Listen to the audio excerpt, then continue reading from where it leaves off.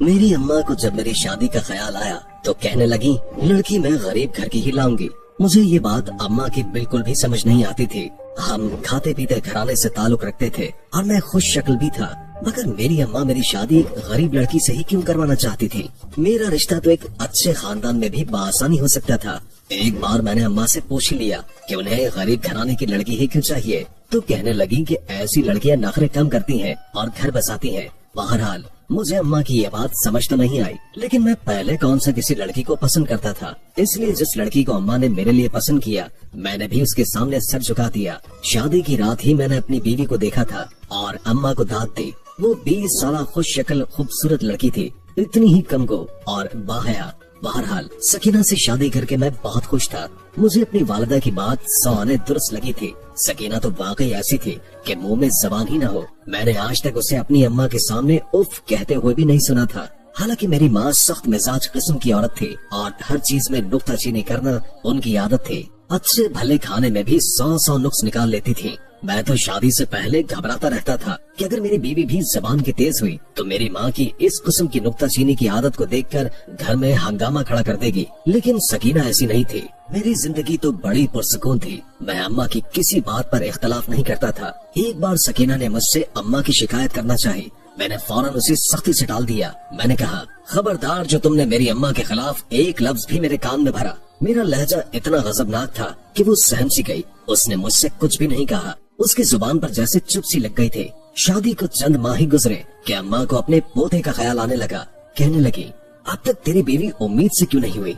ये बात सुनकर मैंने मुताजिब होकर अम्मा की तरफ देखा। मैंने कहा, अम्मा इसमें मेरा और सकीना का भला क्या इख्तियार है, ये तो अल्लाह की मर्जी है। वो कहने लगी, अच्छी तरह समझा दे सकीना को, मुझे सिर्फ पोता ही चाहिए। मैं सकीना को क्या समझाता, मैं तो खुद पढ़ा लिखा था। इतना तो मुझे भी मालूम था कि बेटा या बेटी हो जाना तो इंसान के इख्तियार में नहीं है।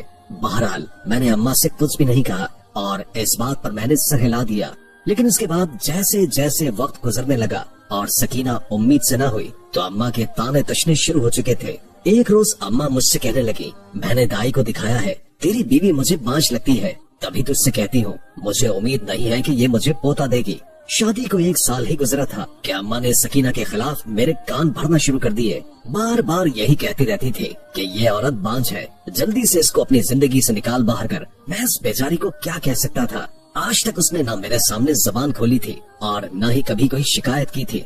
एक रोज मैं उसे एक हकीम साहब के पास ले गया। उसने भी कुछ अद्वियात दी, चंद माह का इलाज बताया। चंद माह सकीना ने बाकायदगी के साथ सही दवाएं खाई थी। एक दफा कभी नागा नहीं किया था, लेकिन जब कुछ ऐसा नहीं हुआ तो मैं फिर उसे हकीम के पास ले गया। जो बात उसने मुझसे कही तो मैं हत्थे से उखड़ गया। कहने लगा, मुझे तो लगता है कि इलाज की जरूरत तुम्हारी बीवी को नहीं बल्कि तुम्हें है। फिर एक पर्चे पर 2-4 टेस्ट लिखकर कहने लगा, ये कराओ। मुझे शक है कि मसला तुझ में है, तेरी बीवी में नहीं। ये बात तो मेरी मर्दानगी पर बहुत गहरी चोट थी। हम गैरतमंद मर्द कहाँ ये सब कुछ बर्दाश्त करते हैं। औलाद न हो तो कभी कोई ये नहीं कहता कि मर्द के लिए कुछ मसला होगा, सिर्फ औरत को ही इस इताब का निशाना बनाते हैं। मैंने हकीम के सामने ही वो पर्चा फाड़ दिया और वहीं फेंक दिया। मैंने कहा, ये क्या बकवास है, मैं सही हूँ और मुझ में किसी किस्म का कोई ऐब नहीं है, समझे।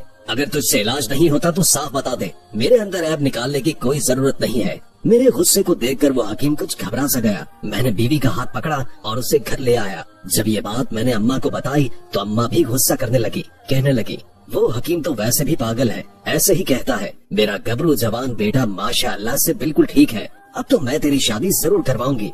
जैसे ही तेरा बेटा हुआ सबसे पहले उस हकीम को जाकर दिखाऊंगी। 2 साल हो गए थे हमारी शादी को, मगर अब तक औलाद की कोई उम्मीद नजर नहीं आ रही थी। मेरी माँ ने कहा कि अब बहुत हो चुका है, मैं चंद माह में ही तुम्हारी दूसरी शादी करवा दूंगी और सकीना को तलाक दे दो। मैं सकीना को छोड़ना नहीं चाहता था, लेकिन माँ के सामने मेरी जुबान नहीं खुलती थी। ये सुनकर सकीना रोते हुए मेरे सामने और अम्मा के सामने हाथ जोड़ने लगी। खुदा के लिए मुझे तलाक मत देना, मैं आप लोगों के घर एक नौकरानी बन के जिंदगी गुजार दूंगी, जो कहेंगे वही करूंगी, लेकिन खुदा के लिए मुझे तलाक देकर मेरे घर मत भेजे। मेरी छोटी बहनों का रिश्ता नहीं होगा। लोग कहेंगे एक बहन घर उजाड़ कर वापस आ गई है तो फिर दूसरी कैसे घर बसाएगी। सकीना के आंसू और सिसकियां सुनकर मेरा दिल पसीज कर रह गया था। वो हाथ जोड़े घुटनों के बल मेरी माँ के सामने बैठी थी। मैंने कुछ हिम्मत दिखाई और दोनों बाजू से उसे पकड़कर खड़ा किया। मैंने कहा, तुम बेफिक्र रहो, ना ही मैं दूसरी शादी करूंगा और ना ही मैं तुम्हें तलाक दूंगा। मेरी बात सुनकर मेरी अम्मा ने मुझे घूर कर देखा था। मैंने कहा, अम्मा आप बेशक इसका जो मर्जी इलाज करवाएं, मैं आपको नहीं रोकूंगा और ना ही मना करूंगा, लेकिन ना तो मैं इसे छोड़ सकता हूँ और ना ही दूसरी शादी करूंगा, क्योंकि आज तक इसने मुझे कभी किसी शिकायत का मौका नहीं दिया है। मैं इस पर यह जुल्म कभी नहीं कर सकता। मेरी जरूरत शायद मेरी माँ को पसंद नहीं आई थी। बार बार वो मुझे गुस्से से घूरे जा रही थी। मैंने सकीना का हाथ पकड़ा और उसे कमरे में ले आया। वो अभी तक हिचकियों से रो रही थी। मेरे दोनों हाथ पकड़कर कहने लगी, आपका बहुत बहुत शुक्रिया, आपने मेरा मान रख लिया। अगले रोज मेरी माँ ने मुझसे बात नहीं की। मैं जब भी उनसे बात करता वो रुख बदल लेती। मैंने जमीन पर बैठ के उनके पाँव पकड़ लिए। मैंने कहा, अम्मा खुदा के लिए मुझसे नाराज ना हो, लेकिन मैं अपनी बीवी को छोड़ नहीं सकता। 2-4 दिन अम्मा ने मुझसे बात नहीं की। मैंने अम्मा की बहुत मिन्नत समाजत की। 4 दिन के बाद अम्मा ने इस शर्त पर मेरी बात मानी कि वो जैसे मर्जी चाहे सकीना का इलाज करवाएंगी। मैं बीच में नहीं बोलूंगा और अगर 1 साल के अंदर अंदर सकीना उम्मीद से न हुई तो मैं दूसरी शादी जरूर करूंगा। अम्मा को इस बात पर एतराज नहीं था कि मैं उसे तलाक दूं। कहने लगी, वो किसी फालतू सामान की तरह घर के कोने में बैठी रहेगी और खबरदार जो तूने उसे कभी मुझ पर अहमियत देने का सोचा भी। ये सुनकर मैं खामोश हो गया था। अम्मा की नाफरमानी नहीं कर सकता था। मेरी माँ ने फिर सकीना को मुख्तलिफ आम लोगों को दिखाया। अब मुझे हर वक्त सकीना के गले में तावीज पहने हुए नजर आने लगे थे। देर रात तक वो जाए नमाज पर बैठी वज़ाइफ करती रहती थी। कभी तावीज जलाती थी, कभी हाथों में डोरियां बांधती तो कभी पैरों पर। गरज ये कि मेरी माँ जो सकीना से कहती वो सब कुछ कर रही थी। कभी कभार तो उसकी हालत देखकर मुझे उस पर बहुत तरस आने लगता था। बेचारी औलाद की खातिर क्या कुछ नहीं कर रही थी, लेकिन उसके बाद भी वो उम्मीद से न हुई। 6 माह गुजर गए। अब तो सकीना की रंगत पीली पड़ने लगी थी। मुझसे बार बार कहते, अगर 4 माह के बाद मुझे औलाद नहीं हुई तो क्या सच में आप दूसरी शादी कर लेंगे? क्या वाकई आप मुझे खुद से दूर कर देंगे? क्या मैं एक मुलाजमा की तरह इस घर के कोने में पड़ी रहूंगी? मैं उसके सवालों का भला क्या जवाब दे सकता था? बेबसी से कहा कि मैं मजबूर हूँ, हमारे यहाँ बेटा हो जाए, बस सारे मसाइल हल हो जाएंगे। उन्हीं दिनों मेरी वालिदा को किसी पड़ोसी ने ये बताया कि हमारे साथ वाले गांव में एक आमिल बाबा रहता है जो बे औलाद औरतों का ऐसा पक्का इलाज करता है कि लाजमी बेटा ही पैदा करती है। ये सुनना था कि मेरी माँ के चेहरे पर चमक उभर आई। मेरी माँ सकीना और मुझे लेकर उस आमिल के पास गई। उसके पास तो लोगों का तांता सा बंधा हुआ था। उसका छोटा सा सहन मुरीदों से भरा पड़ा था। एक कोने में हम भी बैठ गए थे। वो आमिल साहब जो भी थे कमरे में थे। एक छोटा सा कमरा था जहाँ दोनों मियाँ बीवी जाते और 5 मिनट के बाद मुस्कुराते हुए वापस आ जाते। तवील इंतजार के बाद हमारी बारी आई। जैसे ही हम आमिल के पास गए, अम्मा साथ थी। सकीना बहुत ही खूबसूरत किस्म की औरत थी। उसने चादर से अपना चेहरा छुपा रखा था। न जाने क्यों मुझे उस आमिल का हुलिया कुछ अजीब गरीब सा लग रहा था। उसने काले रंग का चोला पहन रखा था, गले में मोटे दानों की तस्बीह और दोनों हाथों की उंगलियों में अंगूठियां पहनी हुई थी। जैसे ही हम उस आमिल के पास बैठे, उसने एक बार फिर नजर सकीना पर डाली थी। न जाने मुझे क्यों ये सब कुछ देखकर बुरा लग रहा था। फिर कहने लगा, बोलो बेबी क्या मसला है? मेरी माँ कहने लगी, मेरी बहू बांझ है। ये कहकर उसने सकीना की तरफ देखा। वो आमिल पूछने लगा, कितना अरसा हो गया शादी को? जवाब में मेरी अम्मा ने कहा, पूरे 2 साल हो गए हैं, लेकिन औलाद की कोई उम्मीद नजर नहीं आती। हमने आपकी बड़ी तारीफें सुनी है, हम दूसरे गांव से घूम कर आए हैं। जो बात मुझे परेशान कर रही थी वो ये थी कि उस शख्स की नजर मुसलसल सकीना के चेहरे पर थी। हालांकि उसने आधे से ज्यादा चेहरा छुपा रखा था, बस उसकी आंखें ही नजर आ रही थी। इसके बावजूद वो आमिल न जाने उसके चेहरे पर क्या खोजने की कोशिशों में लगा हुआ था। मैंने आमिल साहब को अपनी तरफ मुतवज्जो किया और बोला, बाबा क्या आपके पास इस मसले का कोई हल मौजूद है? मेरे बुलाने पर आमिल ने फौरन मेरी जानिब बड़बड़ा कर देखा। उसके माथे पर फौरन बल आए। गुस्से से कहने लगे, मैं तुम्हारी बीवी के चेहरे पर कुछ खोज रहा था और वो जानने की कोशिश कर रहा था जिसकी वजह से अभी तक इसकी गोद सुनी है, मगर जज्बाती लड़के तुमने मेरा अमल खराब कर दिया है। मैं हैरत से आमिल का चेहरा देख रहा था। मैंने तो सिर्फ उन्हें बुलाया ही था, मगर अगले ही पल उन्होंने मुझसे 2-4 सवाल किए। फिर अपने पास पड़ी कैंची को उठाया और कहने लगे, इस कैंची से अपने कुछ बाल काट कर मुझे दे दो। मैं खामोशी से उनका कहा मानते जा रहा था। फिर मैंने अपने कुछ बाल काट कर उनके हाथ में दिए तो वो फौरन मेरी बीवी की तरफ मुतवज्जो हुए।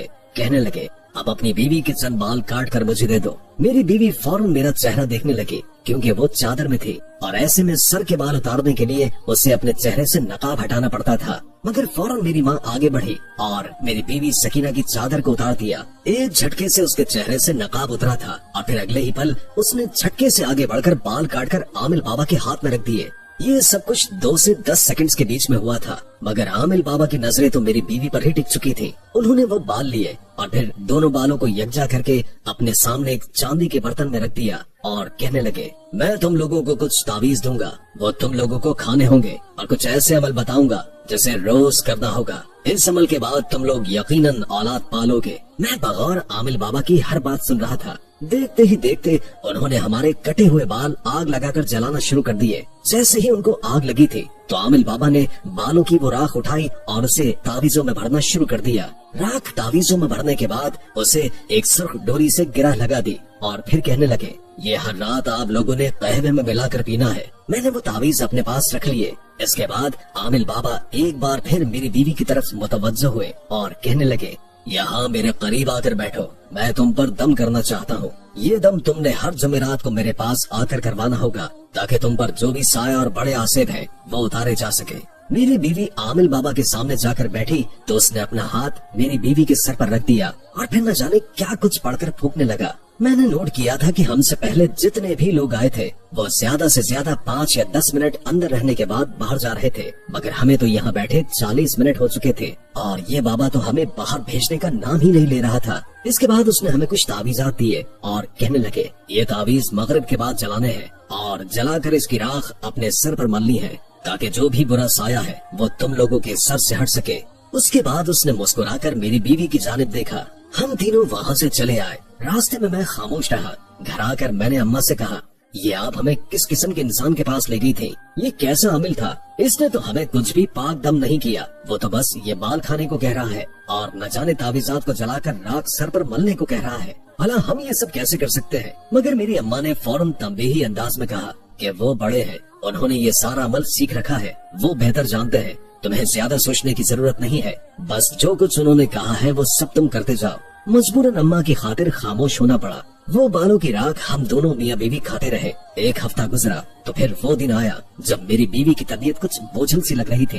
कहने लगी, मेरा बिल्कुल भी जी नहीं चाहता उस पीर बाबा के पास जाऊं, मुझे वो अजीब नजरों से देखता है, मगर अम्मी की खुशी की खातिर जाना जरूरी था। मैं एक बार फिर अपनी बीवी को लेकर वहाँ चला गया। इस बार भी उन्होंने कुछ ऐसे अजीब गरीब अमल किए और फिर हमें तावीज और डोरियां खाने और जलाने को देती। 2 माह गुजर चुके थे मगर अभी तक कोई उम्मीद की किरण नजर नहीं आई थी। इस बार मैंने अम्मी से कहा, अगर इस बार भी इसने यही सब दिया तो अगली बार मैं नहीं जाऊंगा। अगली बार जब हम आमिल बाबा के पास गए तो मेरी माँ उससे कहने लगी, हम 2 माह से आपके पास आ रहे हैं मगर अभी तक मेरी बहू को कोई खुशखबरी नहीं मिली। इस पर आमिल बाबा मुस्कुरा उठे और कहने लगे, अभी तक इलाज पूरा नहीं हुआ, इलाज का असल मरहला तो अभी रहता है, वो करने के बाद ही तुम्हारे यहाँ बच्चों की किलकारियाँ गूंजेंगी। इसके बाद जो कुछ आमिल बोला वो सुनकर मेरे पैरों तले से जमीन निकल चुकी थी। मैं वहीं पर गुस्से से आग बबूला हो गया और कहने लगा, नहीं, मेरी बीवी ऐसा कुछ भी नहीं करेगी। मगर मेरी माँ ने फौरन मुझे डांट दिया और कहने लगी, खबरदार, जो आमिल बाबा के साथ तुमने कोई बदतमीजी की, तुम नहीं जानते ये क्या कुछ कर सकते हैं, खामोशी से बैठे रहो, वो जो कुछ कह रहे हैं वो सुनो। आमिल बाबा ने हमारे सामने एक बच्चे का पुतला रखा जो कि कपड़े का बना हुआ था। वो उसे हमारे सामने रखकर कहने लगा, तुम्हारी बीवी को मैं एक खास विर्द बताऊंगा, वो विर्द उसे लगातार करना होगा और फिर रात के ठीक 11 बजे पुराने कब्रिस्तान में छोड़ कर आना होगा। सारी रात वो मेरी बताई गई बच्चे की कब्र के करीब बैठकर एक विर्द करती रहेगी और फिर सुबह के 3 बजे वो उस कब्र को थोड़ा सा खोलकर इस पुतले को वहाँ दफन कर देगी। इसके बाद तो तुम लोगों के घर खुशखबरी आकर ही रहेगी। मेरी बीवी मारे खौफ के कांपने लगी मगर अम्मा के आगे हम मजबूर थे। मेरी बीवी के हाथ कपकपा रहे थे। उसने आमिल बाबा के हाथ से वो पुतला न लिया मगर मेरी अम्मी ने फौरन उस पुतले को झपट लिया और कहने लगी, आज रात जरूर सब कुछ हो जाएगा। हम लोग वापस घर आ चुके थे। मुझे तो अपने कमरे में भी अंधेरे से डर लगता है, भला मैं अकेली कब्रिस्तान कैसे जाऊंगी। मैंने भी अम्मी को मना करना चाहा कि ऐसा कुछ नहीं करेंगे, इससे सिर्फ और सिर्फ मेरी बीवी की जान को खतरा ही हो सकता है और कुछ नहीं। मगर मेरी अम्मी नहीं मानी। कहने लगी, ये हर हाल में वहाँ जाएगी और जाकर ये काम करेगी। मैंने जब अम्मी से जबान दराजी की तो कहने लगी, अगर इसने मुझे पोता देने की खातिर ऐसा कुछ न किया तो मैं भी जहर खाकर अपनी जान दे दूंगी। मजबूरन अम्मा की खातिर मुझे बीवी को कब्रिस्तान भेजना पड़ा। वो रोती रही मगर मैं सर झुकाए खड़ा था और उससे वादा किया कि जैसे ही सुबह के 3 बजेंगे मैं आकर उसे ले जाऊंगा। मेरी माँ और मैं उसे कब्रिस्तान छोड़ आए। वो रोती रही मगर मेरी माँ के आगे उसकी सिसकियाँ और आंसू कोई अहमियत नहीं रखते थे। मेरी माँ बड़ी खुश थी। कहने लगी, देखना अब तो हर हाल में खुशी आकर ही रहेगी। मैं अपने कमरे में आ चुका था। मगर एक पल को भी मेरी आंखें बंद न हो सकी। जब भी मुझ पर नींद हावी होती और अपनी आंखें बंद करता तो मुझे मेरी बीवी की याद आने लगती। बमुश्किल चंद घंटे ही गुजरे थे, मेरे दिमाग में अजीब सी आंधियां चलने लगी। आधी रात के वक्त कब्रिस्तान में अकेले कुछ भी हो सकता था। मैं कैसे अपनी बीवी को वहाँ तन तरह छोड़ आया। मुझे रह रहकर उसकी याद सताने लगी। फिर अपनी माँ पर गुस्सा आने लगा। भला कौन औरत है जो पोते की खातिर अपनी बहू को इतना रुला रही है। जितनी भाग दौड़ हम पीर बाबा और डॉक्टर हकीमों के लिए कर रहे थे, उतनी ही तवक्कुआत अगर हम अपने रब की जात के साथ लगा देते तो यकीनन वो अब तक हमारी गोद में औलाद दे भी चुका होता। बेशक वो आजमाता है और ये उसी की आजमाइश थी जिस पर हम पूरा नहीं उतर सके। मेरा ज़मीर मुझे झंझोड़ रहा था। मेरे वजूद में एकदम खून ने जोश मारा तो पूरा वजूद पसीने में शराबोर होने लगा। मैं उठकर बैठ गया। मेरा दिल पूरी शिद्दत के साथ धड़क रहा था। उस वक्त रात के 2 बज रहे थे। मैंने उसी पल अपना मोटरसाइकिल निकाला और घर से जाने लगा। मोटरसाइकिल की आवाज मेरी माँ ने सुन ली तो फौरन कमरे से बाहर आई और कहने लगी, कहाँ जा रहे हो? अभी तो टाइम भी पूरा नहीं हुआ। मगर मैं माँ की बात का जवाब दिए बगैर घर से बाहर निकल गया। कब्रिस्तान पहुँचा तो हर सू अंधेरा था। मैं बुलंद आवाज में अपनी बीवी को आवाजें देने लगा मगर उसका कोई जवाब नहीं आया। मैंने अपने मोबाइल की टार्च जलाई और आगे बढ़ने लगा। चंद कदम ही आगे बढ़ाए थे कि मुझे कब्रिस्तान में एक बच्चे की कब्र के करीब अपनी बीवी बेहोश हालत में पड़ी मिली। उसके हाथ में वो पुतला था और वो बेहोश थी। मैंने उसे यूं बेहोशी की हालत में देखा तो उठाने लगा मगर वो बेहोश हो चुकी थी। खौफ के मारे उसकी रंगत सफेद पड़ चुकी थी। वो बिल्कुल ठंडी हो चुकी थी। मुझे तो डर लगने लगा।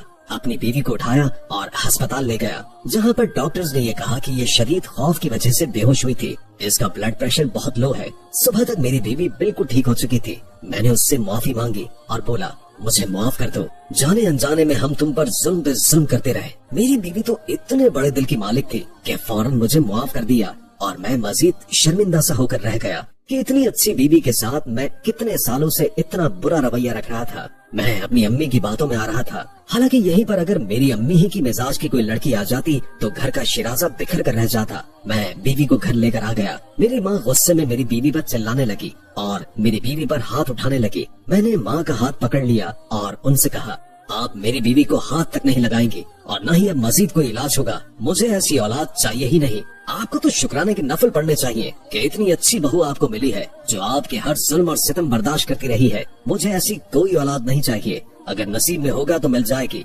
वरना मैं और सकीना ऐसे ही खुश हैं। मेरी माँ मेरे मुंह से ये बातें सुनकर जैसे बुत बनकर खड़ी हो गई। कितने ही दिनों तक मेरी माँ ने मुझसे कोई बात नहीं की। माँ ने एक बार फिर मेरी बीवी के बारे में मुझे भड़काने की कोशिश की मगर इस बार मैं उनकी बातों में आने वाला नहीं था। मजबूर वो थी, उन्हें ही ठीक होना पड़ा। उनका रवैया धीरे धीरे सकीना के साथ ठीक होता चला गया क्योंकि अब मैं सकीना का शौहर उसके साथ उसकी ढारस बन के खड़ा था। और जब शौहर बीवी के साथ हो तो किसकी जरूरत होती है जो उसके खिलाफ कुछ भी कर सके। चंद माह के बाद मेरी बीवी की तबीयत खराब हुई। हम उसे डॉक्टर के पास ले गए तो पता चला कि वो हामिला है। वो दिन मेरी जिंदगी का सबसे हसीन दिन था। मेरी बीवी ने उसके बाद जुड़वा बच्चों को जन्म दिया। एक बेटा और एक बेटी हमारी जिंदगियों को खुशियों से भर चुके थे।